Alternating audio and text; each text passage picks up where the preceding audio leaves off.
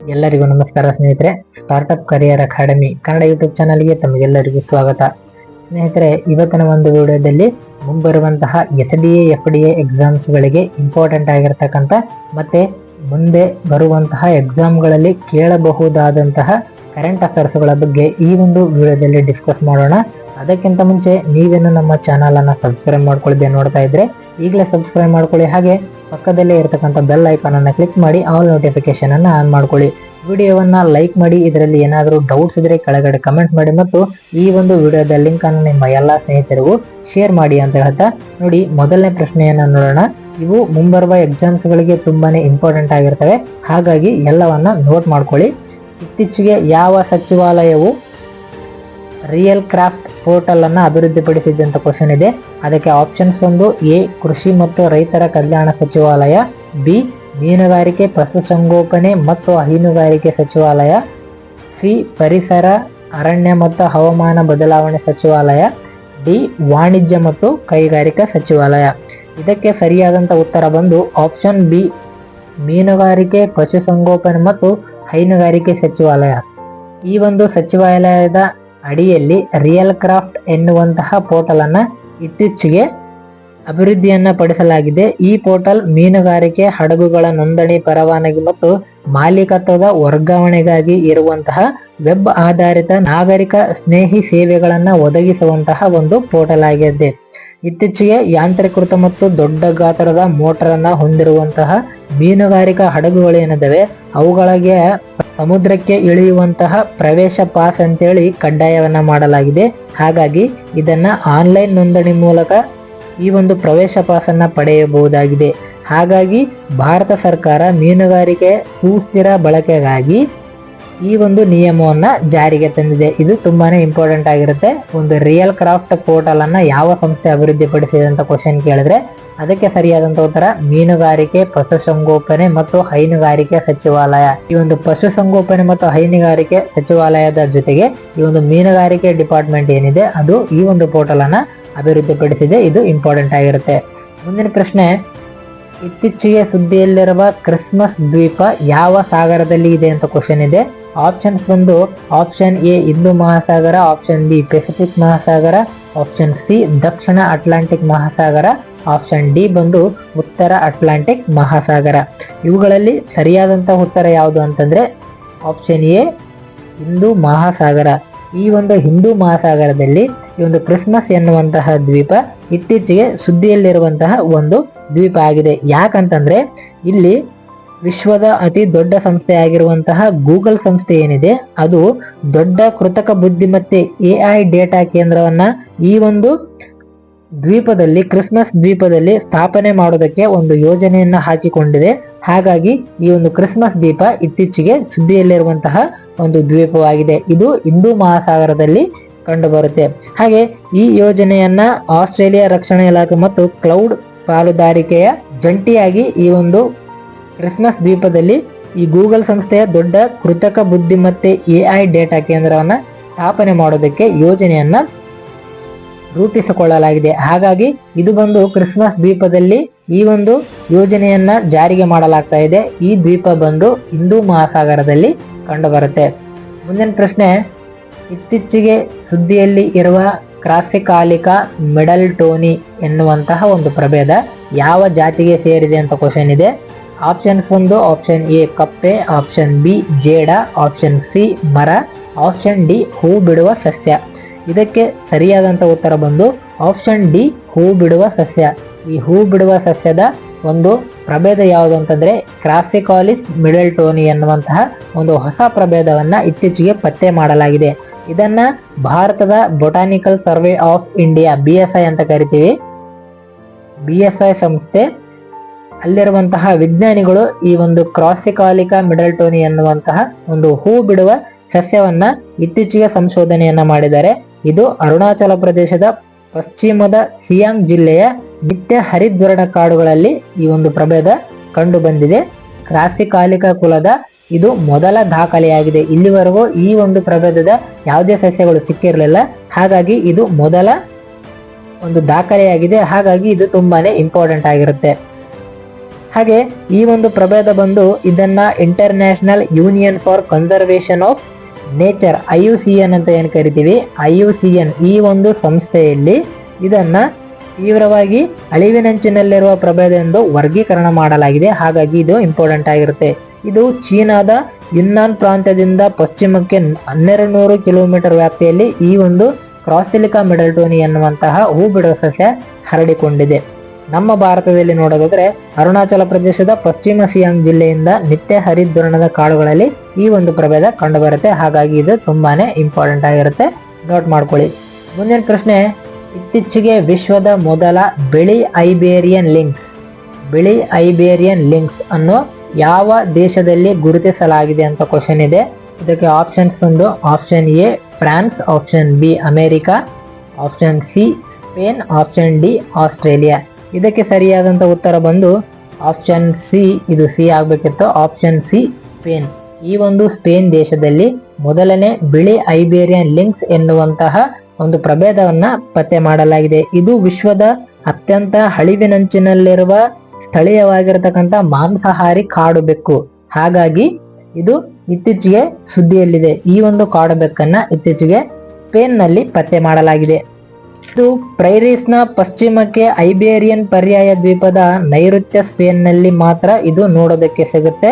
ಇದನ್ನ ಸ್ಪೇನ್ ನ ಛಾಯಾಗ್ರಾಹಕರೊಬ್ಬರು ಮೊಟ್ಟ ಮೊದಲ ಬಾರಿಗೆ ಈ ಒಂದು ಬೆಕ್ಕನ್ನ ಪತ್ತೆ ಹಚ್ಚಿದ್ದಾರೆ.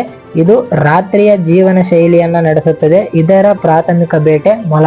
ರಾತ್ರಿ ವೇಳೆಯಲ್ಲಿ ಇದು ಅತಿ ಹೆಚ್ಚಾಗಿ ಬೇಟೆಯಾಡುವಂತಹ ಒಂದು ಅಳಿವಿನಂಚಿನಲ್ಲಿರುವ ಕಾಡು ಬೆಕ್ಕು. ಹಾಗಾಗಿ ಇದು ತುಂಬಾನೇ ಇಂಪಾರ್ಟೆಂಟ್ ಆಗಿರತಕ್ಕಂತ ಕ್ವಶನ್ ಆಗಿರುತ್ತೆ. ಇದನ್ನ IUCN ಅಳಿವಿನಂಚಿನಲ್ಲಿರುವ ಪಟ್ಟಿಯಲ್ಲಿ ವರ್ಗೀಕರಣ ಮಾಡಲಾಗಿದೆ. ಇದು ತುಂಬಾನೇ ಇಂಪಾರ್ಟೆಂಟ್ ಆಗಿರುತ್ತೆ, ನೋಟ್ ಮಾಡ್ಕೊಳ್ಳಿ. ಮುಂದಿನ ಪ್ರಶ್ನೆ, ಇತ್ತೀಚೆಗೆ ಪ್ರೈವೇಟ್ ಡೈನಾಮಿಕ್ಸ್ ಪ್ರೈವೇಟ್ ಲಿಮಿಟೆಡ್ ಅಭಿವೃದ್ಧಿಪಡಿಸಿದ ಮೊದಲ ರಕ್ಷಣಾ ವಿದ್ಯುತ್ ವಾಹನ ಯಾವುದು ಅಂತ ಕ್ವಶನ್ ಇದೆ. ಆಪ್ಷನ್ಸ್ ಬಂದು ಆಪ್ಷನ್ ಎ ವಜ್ರ, ಆಪ್ಷನ್ ಬಿ ಅಗ್ನಿ, ಆಪ್ಷನ್ ಸಿ ಪೃಥ್ವಿ, ಆಪ್ಷನ್ ಡಿ ವೀರ್. ಇದಕ್ಕೆ ಸರಿಯಾದಂತ ಉತ್ತರ ಆಪ್ಷನ್ ಡಿ ವೀರ್. ವೀರ್ ಎನ್ನುವಂತಹ ಮೊದಲ ರಕ್ಷಣಾ ವಿದ್ಯುತ್ ವಾಹನವನ್ನ ಪ್ರೈವೇಟ್ ಡೈನಾಮಿಕ್ಸ್ ಪ್ರೈವೇಟ್ ಲಿಮಿಟೆಡ್ ಏನಿದೆ ಇತ್ತೀಚೆಗೆ ಅಭಿವೃದ್ಧಿಯನ್ನ ಪಡಿಸಿದೆ. ಇದರ ಒಂದು ವಿಶೇಷತೆಗಳನ್ನ ನೋಡೋದಾದ್ರೆ ಇದು ಭಾರತದ ಮೊದಲ ರಕ್ಷಣಾ ಎಲೆಕ್ಟ್ರಿಕ್ ವೆಹಿಕಲ್ ಆಗಿದೆ. ಇದು ಎಲೆಕ್ಟ್ರಿಕ್ ವೆಹಿಕಲ್ ಆಗಿರೋದ್ರಿಂದ ಇದು ತುಂಬಾನೇ ಇಂಪಾರ್ಟೆಂಟ್ ಆಗಿರುತ್ತೆ.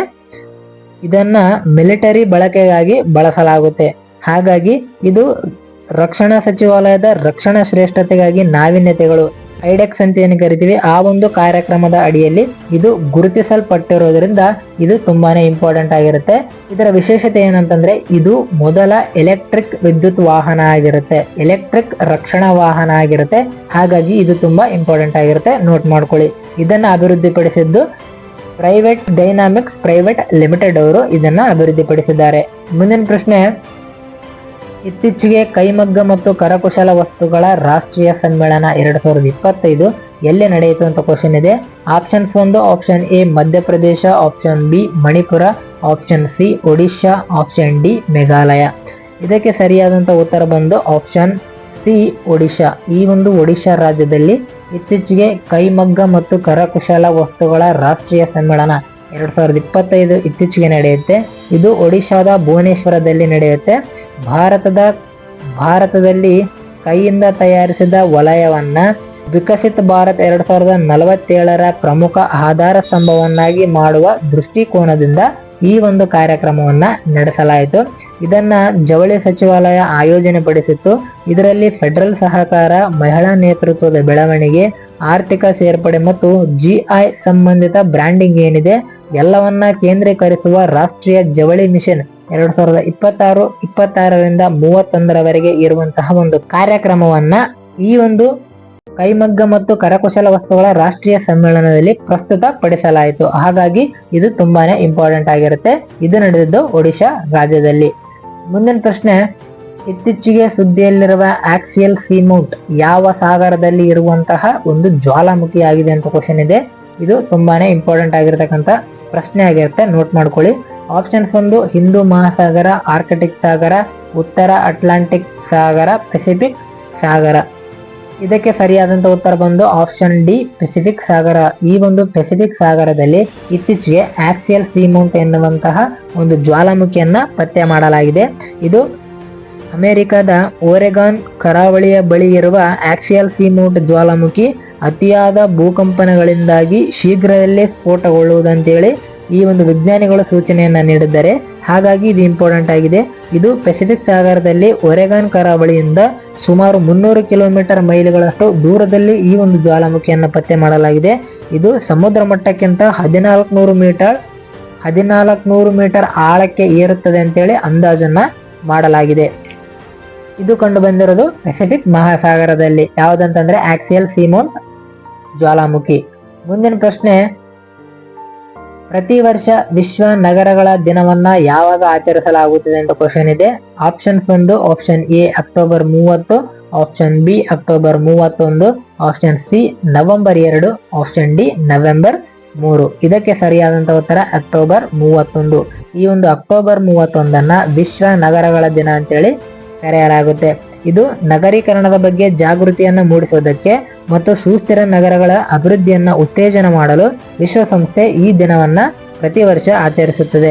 2025ರ ಈ ಒಂದು ವಿಶ್ವ ನಗರಗಳ ದಿನ ಏನಿದೆ ಅದು 12ನೇ ಆವೃತ್ತಿಯಾಗಿದೆ. ಇದರ ಒಂದು ಧ್ಯೇಯವಾಕ್ಯ ಯಾವುದು ಅಂತಂದ್ರೆ ಉತ್ತಮ ನಗರ ಮತ್ತು ಉತ್ತಮ ಜೀವನ.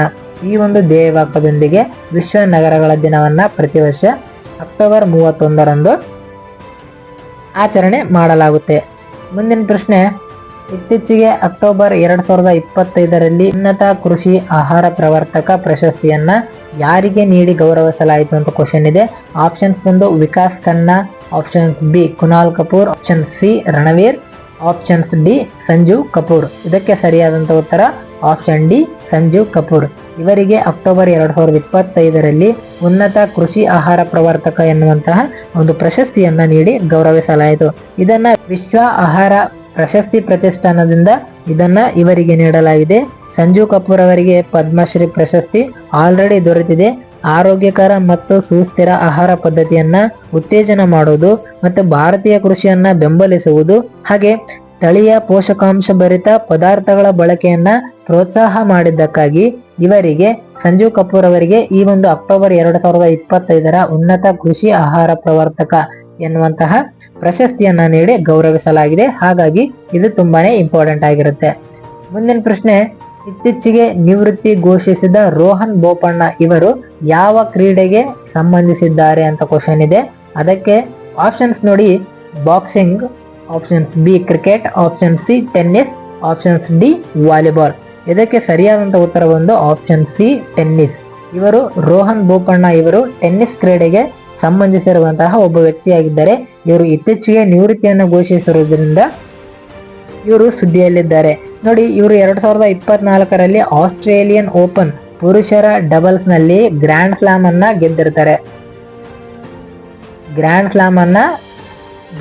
ಯಾರಂತಂದ್ರೆ ರೋಹನ್ ಬೋಪಣ್ಣ ಟೆನ್ನಿಸ್ ಡಬಲ್ಸ್ ನಲ್ಲಿ ಗ್ರ್ಯಾಂಡ್ ಸ್ಲಾಮ್ ಅನ್ನ 2024ರಲ್ಲಿ ಗೆದ್ದಿರ್ತಾರೆ.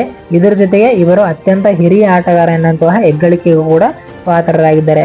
ಹಾಗೆ 2024ರಲ್ಲಿ ಟೆನ್ನಿಸ್ ಡಬಲ್ಸ್ ನಲ್ಲಿ ವಿಶ್ವದ ನಂಬರ್ 1 ಶ್ರೇಯಾಂಕವನ್ನ ಕೂಡ ಸ್ಥಾಪಿಸಿದವರು ಯಾರಂತಂದ್ರೆ ರೋಹನ್ ಬೋಪಣ್ಣ.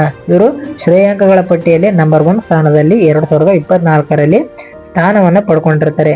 ಹಾಗೆ ಇವರಿಗೆ ಒಟ್ಟು 6 ATP ಮಾಸ್ಟರ್ಸ್ 1000 ಪ್ರಶಸ್ತಿಗಳ ಜೊತೆಗೆ 26 ಗ್ರ್ಯಾಂಡ್ ಸ್ಲಾಮ್ ಡಬಲ್ಸ್ ಪ್ರಶಸ್ತಿಗಳನ್ನ ಗೆದ್ದಿರುವಂತಹ ಸಾಧನೆ ಈ ರೋಹನ್ ಬೋಪಣ್ಣ ಅವರು ಮಾಡಿದ್ದಾರೆ. ಹಾಗಾಗಿ ಇವರು ತುಂಬಾನೇ ಇಂಪಾರ್ಟೆಂಟ್ ಆಗಿರ್ತಾರೆ. ಇವರು ಟೆನ್ನಿಸ್ ಆಟಕ್ಕೆ ಸಂಬಂಧಿಸಿದ ವ್ಯಕ್ತಿ ಆಗಿರ್ತಾರೆ.